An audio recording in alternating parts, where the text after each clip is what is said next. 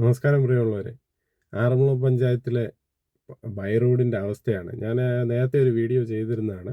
നിങ്ങളെല്ലാം കണ്ടു കാണും. ഇപ്പോൾ അത് വളരെ രൂക്ഷമായിരിക്കുകയാണ്. ഒന്ന് കണ്ടു നോക്കുക.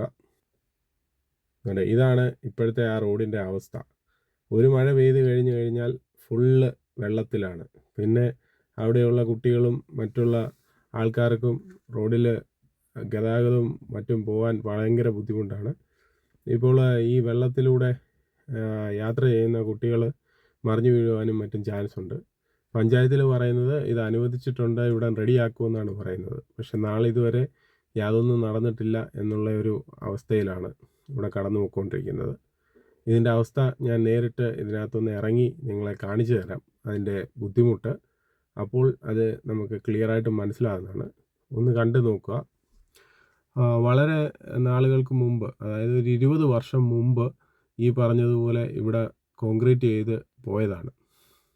ഇപ്പോൾ നമ്മൾ ഈ വികസിത രാജ്യത്തും അതുപോലെ നമ്മുടെ നാട്ടിലും എന്ന് പറയുമ്പോഴും ഇങ്ങനെയുള്ള റോഡുകളുടെ അവസ്ഥ ഇതുവരെയും ദൂരീകരിക്കാൻ ഈ സർക്കാരിനെ കൊണ്ട് കഴിഞ്ഞിട്ടില്ല. അതുപോലെ തന്നെ ഈ നമ്മുടെ പഞ്ചായത്തിനെ കൊണ്ടും കഴിഞ്ഞിട്ടില്ല. നമ്മൾ ആരെങ്കിലും ഈ സംഭവങ്ങൾ മുൻകൈ എടുത്ത് ഇത് അറിയിക്കുമ്പോൾ മാത്രം അവർ വന്ന് ഇതിൻ്റെ കാര്യങ്ങൾ നോക്കിയിട്ട് പോകുന്നതല്ലാതെ കണ്ട് ഇത് ഇമ്മീഡിയറ്റായിട്ടൊരു ആക്ഷൻ ഇതുവരെയും നടന്നിട്ടില്ല.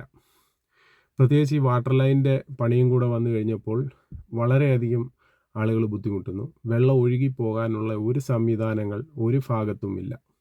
ഇതുപോലെ ഒരുപാട് റോഡുകൾ ഇങ്ങനെ നശിച്ചു കിടക്കുകയാണ്. അധികൃതർ ഇതുവരെയും ഇത് മൗനത്തിലാണ്.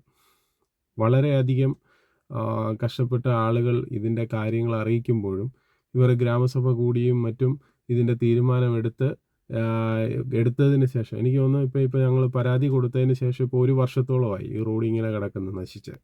ഇനി അങ്ങോട്ട് മഴക്കാലം കൂടുകയാണ്. കൂടുന്ന സമയങ്ങളിൽ ജനങ്ങളുടെ ജീവിതം മൊത്തത്തിൽ ബുദ്ധിമുട്ടിലേക്ക് പോയിക്കൊണ്ടിരിക്കും. അപ്പോൾ ഇതിന് അടിയന്തരമായിട്ട് ഒരു നടപടി എടുത്ത് ഈ ജനങ്ങളുടെ ബുദ്ധിമുട്ട് പരിഹരിക്കണം എന്ന് അപേക്ഷിക്കുന്നു. ബാക്കി ഞാൻ ഈ വെള്ളത്തിലൂടെ നടന്ന് നിങ്ങളെ കാണിച്ചു തരുന്നതായിരിക്കും.